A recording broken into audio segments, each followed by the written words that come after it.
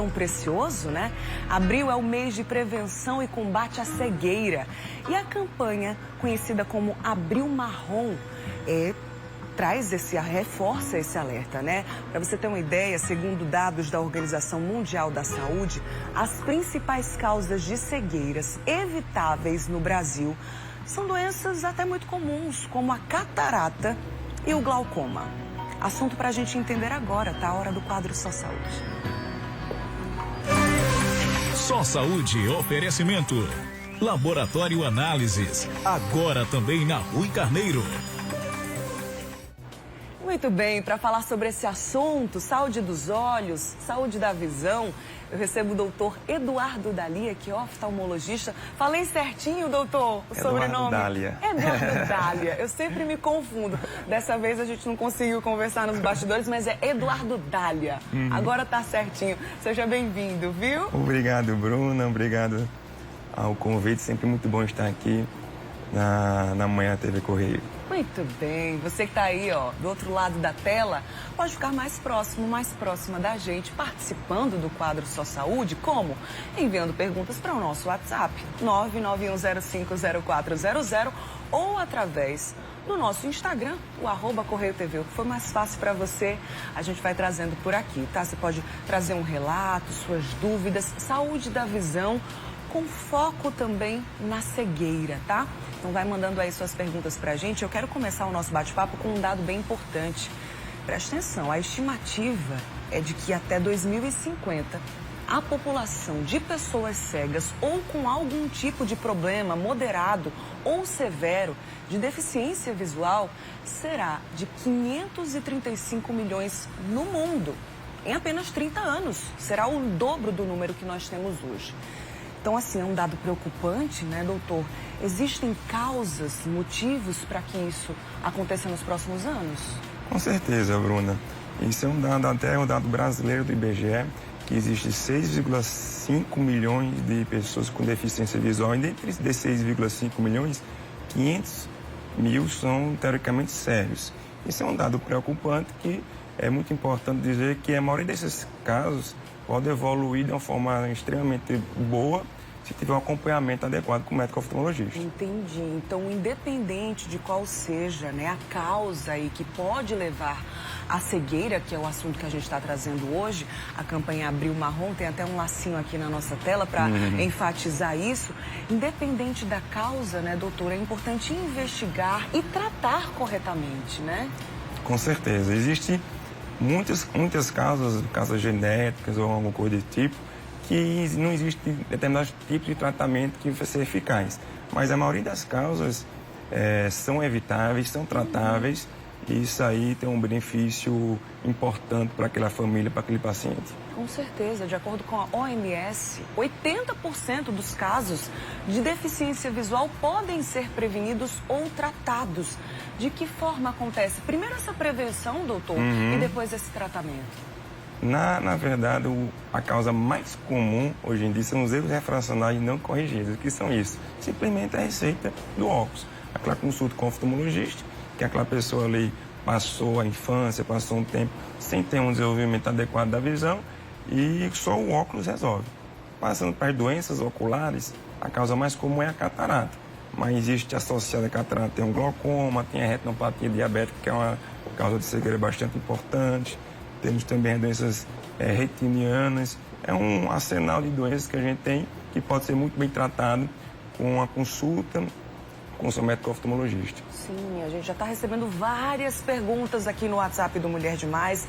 A exemplo da Elecilda, de Sapé. Obrigada pela sua participação, Elecilda. Ela disse que fez um exame de vista e o médico falou que ela está com suspeita de glaucoma. Ela até falou aqui que os olhos doem muito, a visão está muito embaçada e que, além disso tudo, ela ainda é diabética, doutor. São sinais de alerta e tem alguma relação também com o diabetes? Glaucoma e diabetes não são doenças relacionadas. Certo. Mas são doenças que podem acometer ao mesmo tempo o olho do paciente. Glaucoma é uma neuropatia óptica.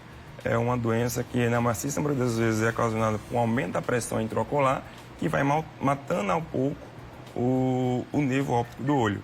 Então, a doença, o glaucoma, é bastante importante, que ela quando você perde a visão, a gente já não consegue pegar essa visão de volta. Entendi. Então, a prevenção sempre é o melhor remédio no glaucoma. Em relação à diabetes, a retinopatia diabética, são já doenças que vai fazendo acometendo os vasos retinianos, que vai causando sangramentos. E esses sangramentos podem sim ocasionar baixa visão.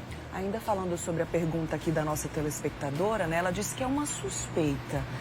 Existe alguma forma de realmente trazer esse diagnóstico mais preciso? Provavelmente teve alguma consulta com o médico oftalmologista e viu que a pressão intraocular estava talvez no limite, um pouquinho acima do normal.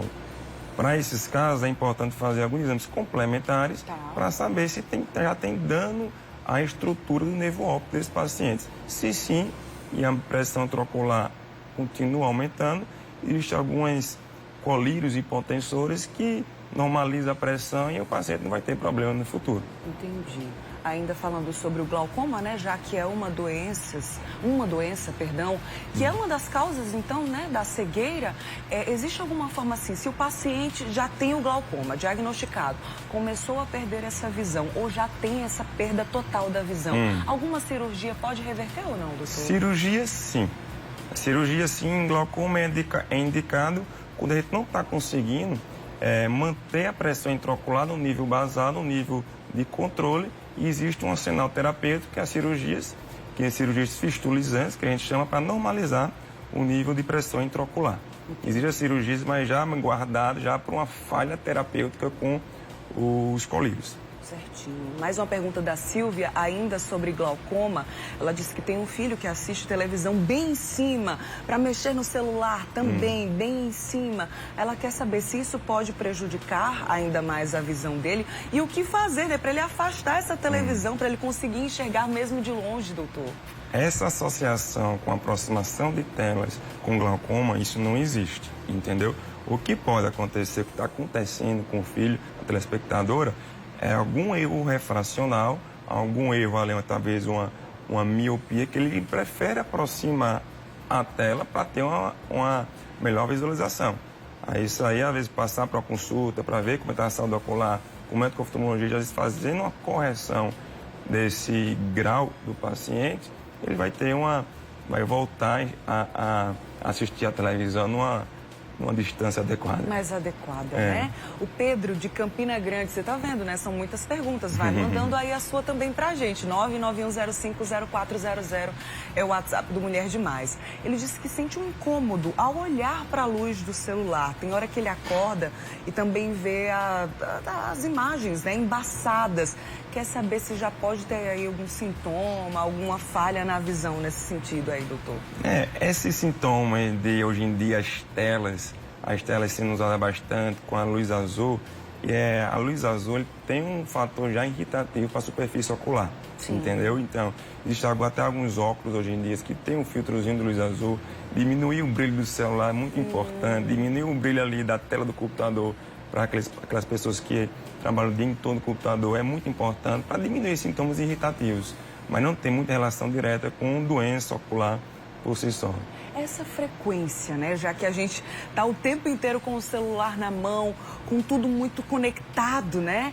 Essa frequência assim tão grande pode levar a alguma doença, doutora, assim, da visão, de você precisar usar óculos, por exemplo? Tem alguma relação? Não tem nenhuma relação em relação a isso. Sim, sintomas irritativos. Existem alguns estudos atuais, Bruna, que falam que vem aumentando o número de míopes na população geral global pelo uso excessivo de telas, porque a pessoa tende a aproximar um pouquinho mais ao olho.